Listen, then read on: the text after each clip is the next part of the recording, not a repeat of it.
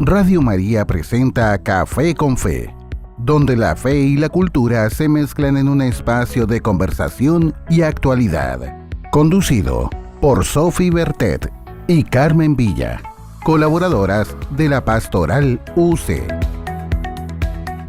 Se celebra el 30 de mayo el Día del Patrimonio Cultural, que aporta la cultura a la humanidad, a la historia, a su identidad. Dos expertos nos lo cuentan hoy. Soy Carmen Villa y esto es Café con Fe. ¿Qué tal, amigos de Café con Fe? Bienvenidos a un programa más aquí en Radio María. También estamos en las diferentes plataformas, en YouTube, en SoundCloud, en Spotify. Hoy tenemos a dos invitados muy especiales. Tenemos por un lado a Humberto Bonomo, director del Centro UC de Patrimonio Cultural. Humberto, bienvenido a nuestro programa. Buenas tardes, ¿cómo están?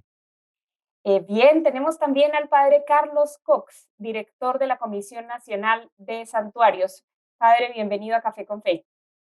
Muchas gracias por la invitación, de poder compartir con ustedes y con todos los que vamos a enriquecernos gracias también a nuestra conversación.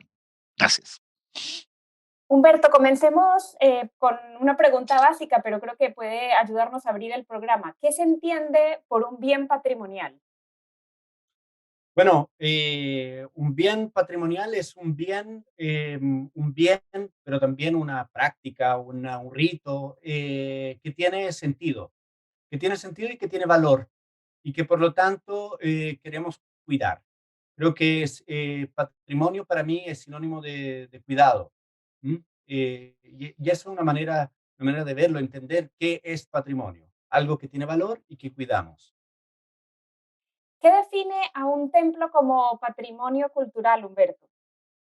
Bueno, los templos, y es bueno usar la palabra templo porque desde su visión laica, pero también religiosa, los templos en la historia de la humanidad son lugares muy importantes, ¿no?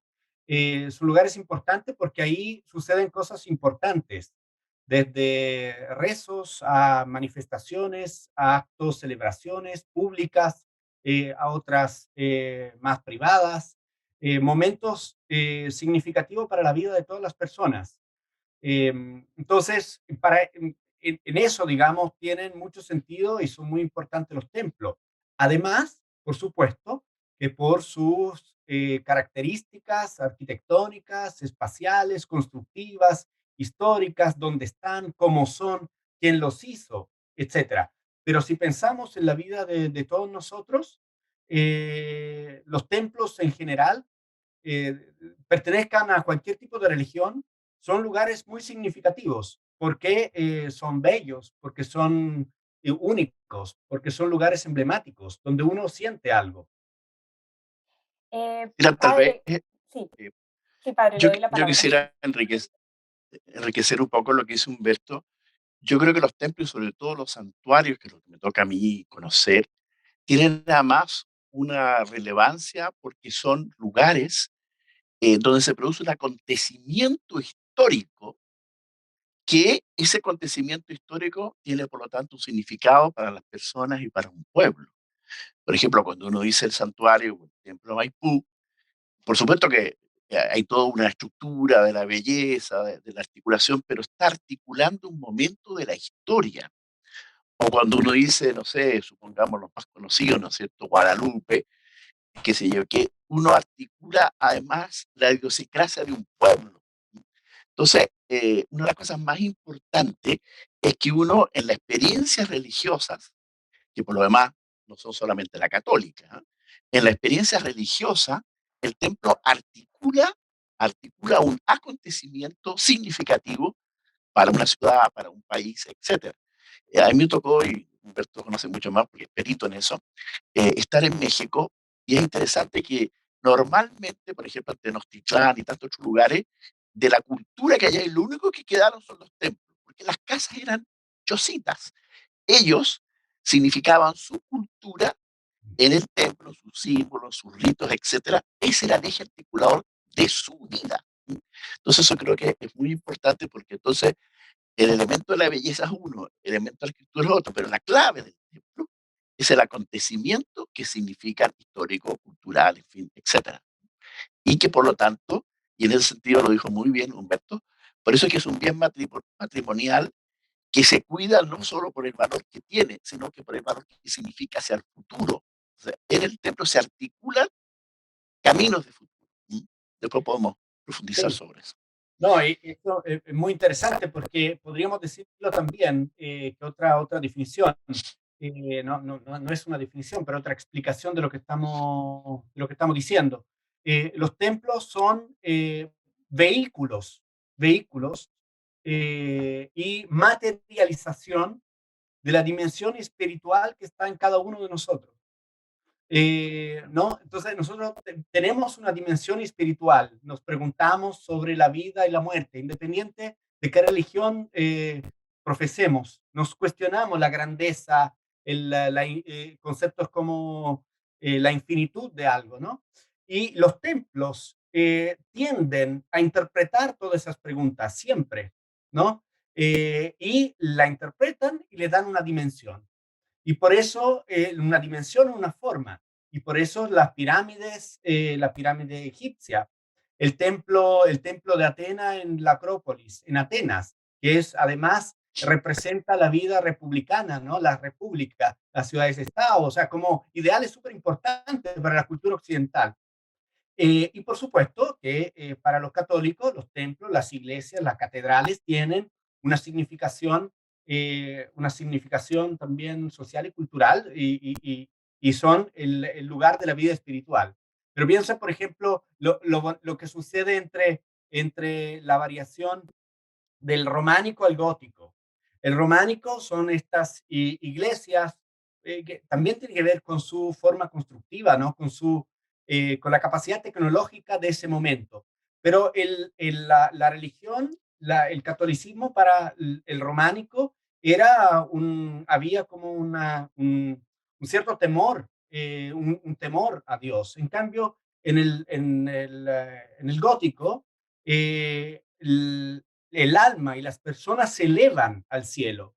Y la forma de las catedrales, los nervios, la altura, los vitrales, la luz que entra, interpreta esas preguntas de las cuales estábamos hablando antes. ¿Quién es Dios? ¿Dónde está? ¿Cómo es? La vida eterna, ¿cómo es? Entonces, bueno, todas estas cosas encuentran forma en las catedrales y los templos. Padre Yo creo Carlos, sí, no, sí, quisiera adelante. que seguir un poco lo que está diciendo Humberto en el sentido de que ¿cómo se llama? Las formas están representando también, ¿no es cierto?, un sentido, un para qué. Ahora, creo que hay una segunda dimensión que se junta a esa, que es que las iglesias de todo tipo, para qué decir estas que son más significativas, son un centro de integración o de asociación de las experiencias que tienen los que van a la iglesia, pues si son creyentes de todas maneras, incluso si no son creyentes, entrar como decías tú, imagínate a una catedral tipo en fin, Notre Dame, te significa algo, porque la arquitectura te dice algo, pero mucho más cuando tú has hecho historia con ese lugar. Y quiero leerles un texto muy significativo del documento de los obispos de América Latina, aparece donde hablan por qué son importantes los santuarios.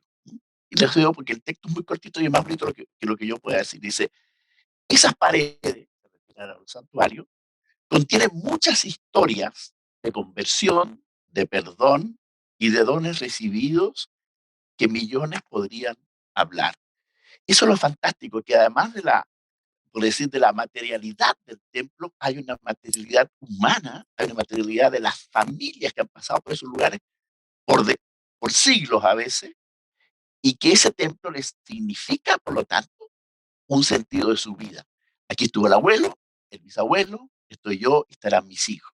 Y eso creo que tiene un tremendo valor para ser una especie de nido al hombre caminante y peregrinante. Padre Carlos, lamentablemente en Europa e incluso pues en algunas ciudades de Estados Unidos y quizás lo veremos pronto en América Latina, algunos templos comienzan a desacralizarse y a ser edificios utilizados para otras cosas. Eh, ¿Qué significa esto para la fe de la persona que en un momento fue a rezar ahí, que en un momento quizás recibió los sacramentos ahí y que pues de un momento a otro esta construcción se convierte, quizás conserva la misma fachada, pero adentro se convierte en una construcción utilizada para algo diferente? Yo creo que es una herida social muy grande. Yo creo que Humberto puede hablar mucho más, porque yo creo que por la experiencia que él tiene también, tú tienes una raíz italiana, yo viví muchos años en México. A mí me encantan los pueblos que luchan por conservar todos sus edificios, que los articulan de otra forma. ¿Eh? Yo creo que la desacralización es muy dolorosa, es muy dolorosa.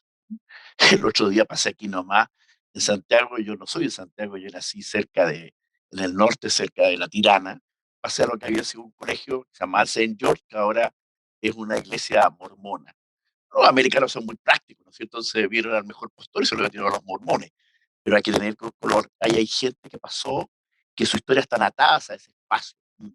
En ese sentido, yo creo que la desacralización es un dolor y por eso lo que normalmente uno trata de hacer es transferir esa experiencia a otros lugares. ¿M?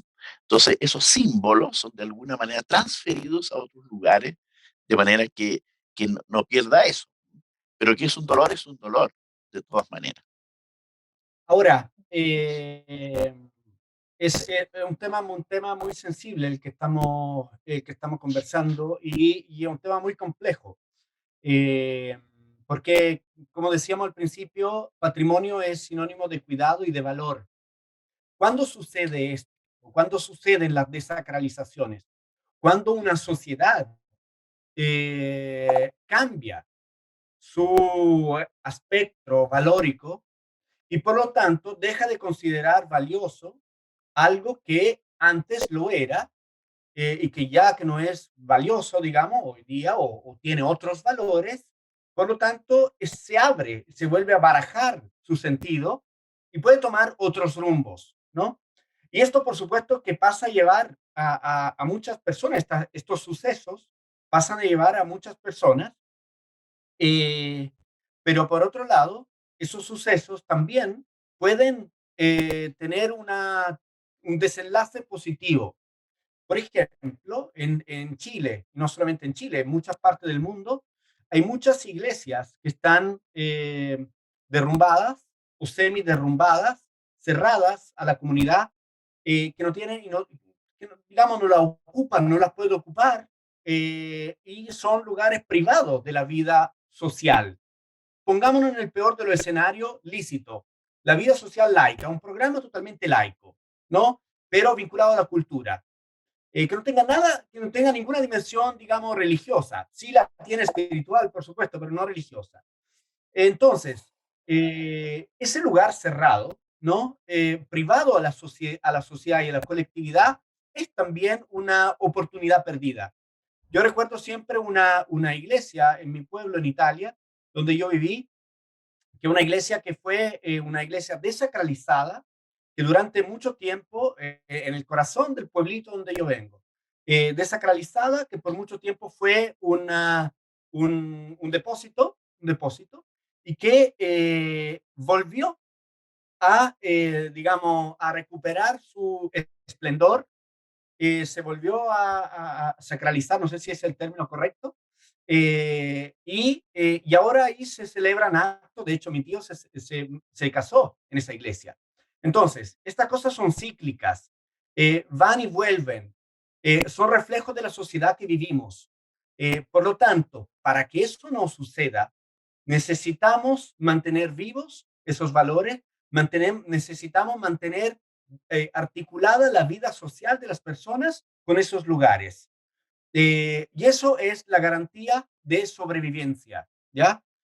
Cerrar las cosas es declararla a muerte, es como su futuro es probablemente el derrumbe y sobre todo en un país sísmico como el chileno, donde estas cosas son delicadas, cuestan muchos recursos y hay que mantenerla, ¿no?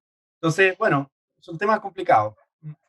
Sí, Humberto, ¿cómo lograr o cómo involucrar más a las comunidades para que sientan propio ese matrimonio y para que puedan participar e involucrarse más en su cuidado y su protección? Pienso, por ejemplo, en una comunidad que que salió a restaurar la iglesia de la Veracruz después de la quema que sufrió en octubre de 2019. ¿Cómo poder involucrar más a la comunidad y hacerles entender esto es suyo, es un patrimonio de todos, vengan y comprométanse, digamos, con el cuidado y la protección del patrimonio?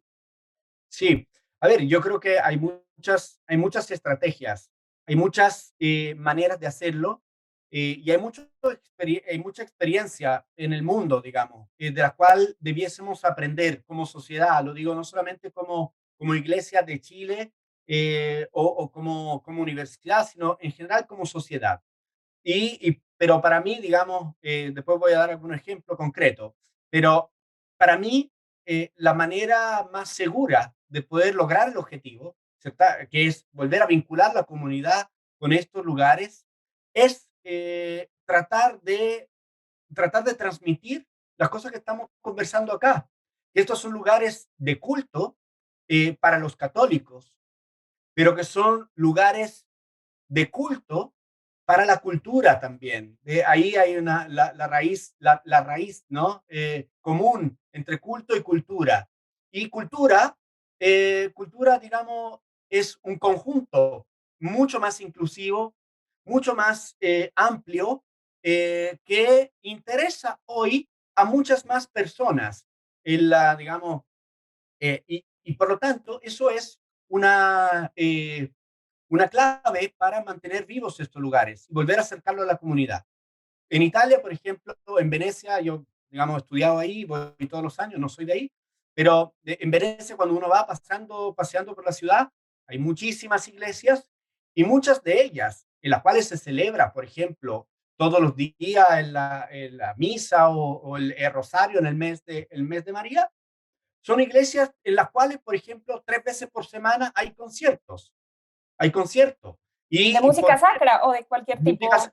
¿no? Pero también un concierto hay uno típico cerca del Ponte de la Academia en Venecia, donde se celebra, por ejemplo, todos los días hay una función de las 4 estaciones de Vivaldi, ¿no? No es música sacra necesariamente, digamos, Vivaldi, música clásica, hay una acústica particular y todos los días hay gente entrando en esa iglesia. Ahí está llena de gente, ¿no? Otra iglesia donde hay una exposición permanente sobre las máquinas de Leonardo da Vinci, ¿ya? Entonces, no estoy diciendo que hay que transformar las iglesias en museos, no, estoy diciendo que las iglesias son lugares, son, digamos, una cuna, son cunas de la cultura, ¿ya? Una cuna, como, ¿no? Contenedores de guagua. Son cunas de cultura. Por lo tanto, cuando uno amplía ese concepto y abre esa posibilidad, hay muchas cosas que se pueden hacer ahí, ¿no? Y bueno, ojalá que se pueda. Sí, Yo quisiera, sí, sí, adelante, padre. no, yo quisiera recoger eso porque me parece esa imagen de cuna muy buena, similar a esa, yo diría también, en el fondo, las iglesias son un lugar, son un centro de articulación de la cultura, y no nos olvidemos que la cultura no son las bellas artes, sino que es el estilo de la vida de un pueblo. ¿Mm? Y por lo tanto, en la medida que la iglesia, no solamente de los grandes lugares, llamémoslo así, más majestuosos, importantes, sino que la iglesia del pueblo pequeño, articula la cultura, la forma de vivir. Lo que pasa es que casi toda la cultura, directa o indirectamente, tiene que ver con lo religioso, que tiene que ver con el sentido de la vida. Entonces, la clave está que si las personas sienten que su vida está articulada allí, bueno, van a cultivar el lugar. Quiero decir ejemplos para que no quedemos en la teoría. Por ejemplo, en el santuario de Maipú está todo el elemento religioso, pero también está el elemento, ejemplo, del folclore. Es un gran centro donde permanentemente hay celebraciones que tienen que ver con el folclore, que no solo es religioso, yo del folclore. Hay momentos donde van todos los taxistas, o sea, el mundo laboral pasa también por ahí. Hay momentos donde hay festivales culturales que comienzan, el festival de la ¿cómo se llama?, del folclore chileno, que es en San Bernardo, va a Maipú, lleva una imagen de la Virgen y después devuelve la imagen de la Virgen. ¿Cuál ha sido la clave? Ha sido que todas estas articulaciones humanas, imagínense, sindicatos, los taxistas, el mundo del folclore, estoy hablando de la cueca, digamos, tiene una misa de la cueca chilena, ya, ¿ah? Etcétera, se articulan en este lugar porque descubren que este lugar y que la experiencia de la fe tiene un sentido para ellos más allá de que sean creyentes. Entonces, ¿qué hace? Eso genera una carga afectiva, una carga de experiencia que hacen que, usando estas imágenes tan amplias, un pueblo, desde el pueblo chileno cuando es macro, y el pueblo mismo hace llamémoslo así, del lugar de la iglesia un lugar muy grande. Yo creo que en lugares como el norte es una de las formas que uno puede recuperar esas iglesias que además, aunque es una vez al año, se usan, por ejemplo, a esquina, pero usted vaya a romper a esquina, mata a las personas que tienen que ver con esa experiencia religiosa. Y Mm, para que digo la iglesia de Chiloé, que esa es otra historia. Gracias. sí. Bueno, no, ahí, en esa misma línea, Carmen, yo creo que en Italia, por ejemplo, esas fiestas que aquí se llaman las fiestas costumbristas, ¿no? El folclore. La fiesta costumbrista en Italia se llaman sagra, la sagra de pueblo. La sagra es la fiesta sagrada. ¿Por qué? Porque se celebra el Día del Santo del Pueblo. Y esa Claro, fiesta sagrada del santo del pueblo es la fiesta costumbrista del pueblo, porque en el fondo ahí se producen platos típicos, se come comida típica, las asociaciones de la sociedad civil, que poco o nada en algunos casos tienen que ver con la dimensión sagrada y con la vinculación, digamos, con la iglesia y con la religión católica, pero participan. ¿Por qué? Porque son parte, digamos, de la vida cultural de ese lugar. Entonces, yo creo que una manera de potenciar esto es tratar de construir puentes entre dimensiones distintas, uniendo cosas. Un poco, bueno, en relación a eso del deconstruccionismo, ¿cierto? O sea, la idea, en el fondo, de separar los conjuntos para poder entender la complejidad de la realidad. Bueno, en estas manifestaciones de las cuales estamos hablando, lo sagrado se mezcla con esta dimensión más laica, terrenal, digamos, cotidiana, ¿no? De las comidas típicas,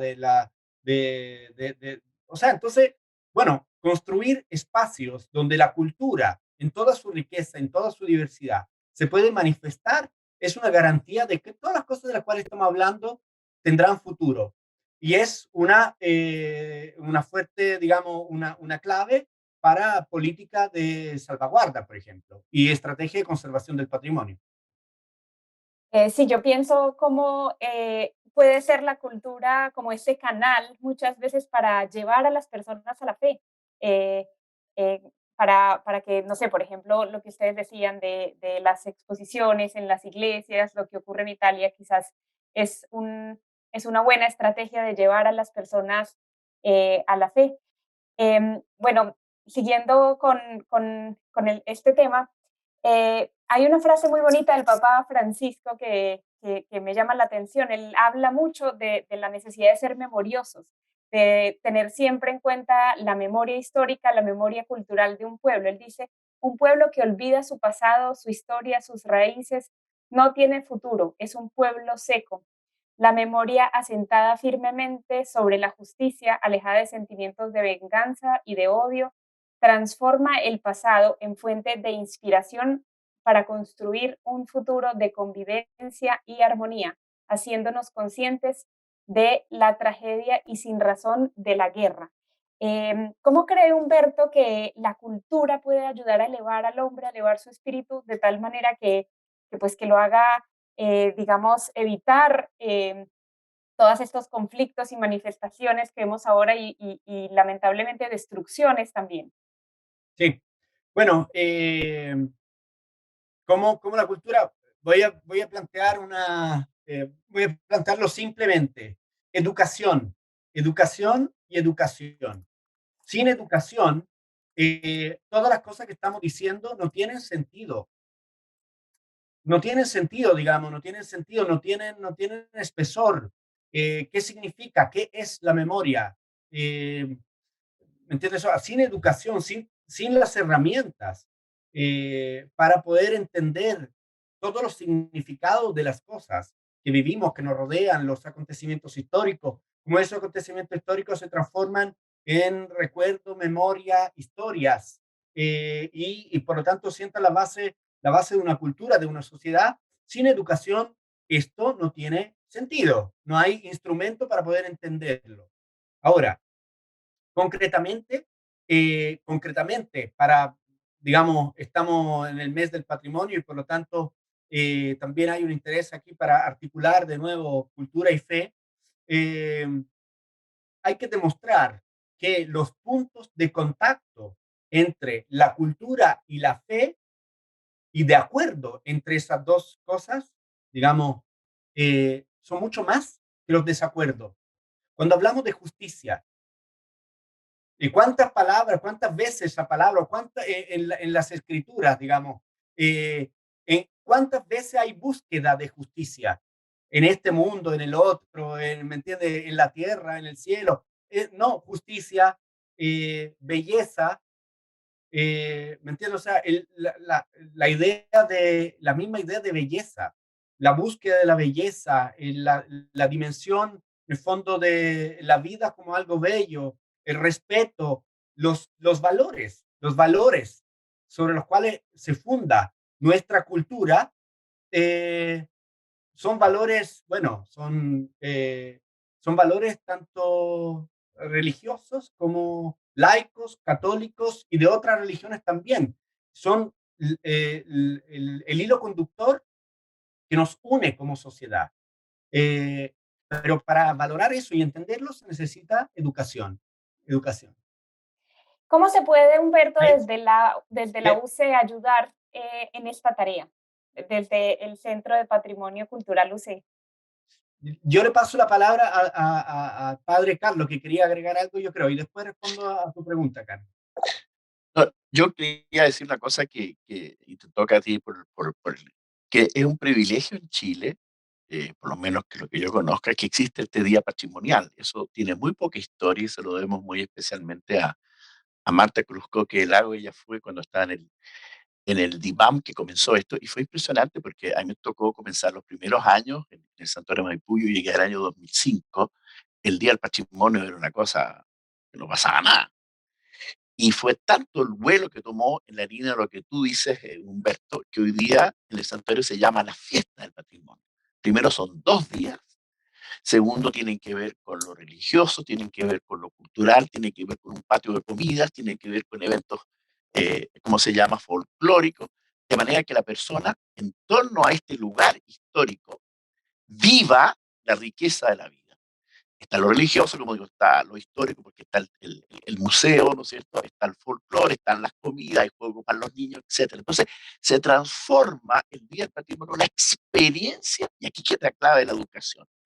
La educación, más que una transmisión de conocimiento, incluso de valores, es sacar hacia afuera, de viene la palabra, ex ducere, ex hacia afuera, ¿no es cierto? Exportar, expresidente, ducere, conducir, ¿no es cierto? Por eso el duque, en fin, el ducto, etcétera. Entonces, ¿cómo hago que la riqueza de las dimensiones de la personalidad se desplieguen? Y ahí es donde creo que matrimonio tiene un tesoro muy grande, porque justamente es la historia acumulada, o como tú dices esa palabra tan bonita italiana, ¿no es cierto?, la saga, donde de alguna manera ese pueblo tiene una historia articulada y en esa fiesta se vuelve a abrir. Y para cerrar esto, la palabra que en Chile se usa mucho, no sé, en otros países, que se dice la kermés. La kermés es una palabra que viene del antiguo alemán, que significa mes, misa, ker, church, iglesia. Es la fiesta patronal. Y la fiesta patronal, dicho pedagogía sencilla que me toca siempre en Maipú, tiene 3 M. Es la misa, la mesa y el mercado. Misa porque tiene que ver con la dimensión religiosa. Mesa porque es el encuentro del pueblo y las personas que a través de lo que significa no solo de consumir alimentos, sino que conversar en torno a los alimentos, y mercado porque es donde aparecen todas esas otras dimensiones, cosas, folclore, etcétera. Entonces, son fundamentales para nosotros cultivar la cultura porque permite las vivencias que vienen de lo más profundo y sobre todo articulan los pueblos cuando entran en las dimensiones como estamos nosotros, desarticuladores de cultura. Muy bien. Punto. No. Bueno, lamentablemente estamos llegando al final de nuestro programa. Solamente para cerrar, que tenemos una sección que se llama Mi Café Ideal. Es algo un poco más informal, pero la idea es que cada uno de ustedes nos cuente cómo le gusta tomar su café, si le gusta o si prefiere el té y con qué le gustaría acompañarlo. Si le gusta acompañarlo con un libro, una película, una serie que nos quieran recomendar, un podcast, etcétera. Empecemos con Humberto. Ya, yo le voy a decir, voy a construir una figura patrimonial de mi café ideal. Muy bien. No tiene que ver con el tomar el café, sino Ujú. tiene que ver con el ruido y con el aroma del café saliendo en la moka, la Vialetti, la típica, digamos, que se usa para hacer café en la casa, porque recuerda el aroma y el sonido de las mañanas cuando mi madre prepara el café en su casa, el ruido y el aroma, digamos, el olor a café en la casa. Ese es mi momento ideal del café. Y por supuesto puedes tomarlo también, pero eso es lo que más tiene un significado para mí. Es rico y en verdad en Italia pues es bastante importante esa tradición y esa rutina del café en la mañana, en la tarde. Padre Carlos. Yo creo que para mí lo más importante no es el café, sino que el tomarme el café con alguien. De hecho, popularmente decimos ahora que estamos con la pandemia, oye, yo tengo tantas ganas de juntarme a tomar café contigo, pero no por la calidad del café, que ojalá sea bueno y ojalá italiano a lo mejor, o colombiano, o lo que sea, sino que por el agrado de poder conversar con personas y podernos relacionar y podernos, en el buen sentido de la palabra, fortalecer hacia el futuro. Por eso que han dicho, me voy a tomar café contigo, interesante, se refiere a la vivencia del encuentro más que a la calidad, sin desmerecer, más que a la calidad y al estilo del café. Bueno, muchísimas gracias por haber Gracias. estado con nosotros, gracias por esta conversación tan rica y amena sobre el patrimonio cultural. Esperemos que les haya gustado a nuestros auditores y nos vemos o nos escucharemos en una próxima sesión de Café con Fe. Muchas gracias. Muchas gracias a Gracias ustedes. a ustedes. Humberto, gusto conocerte. Gusto también.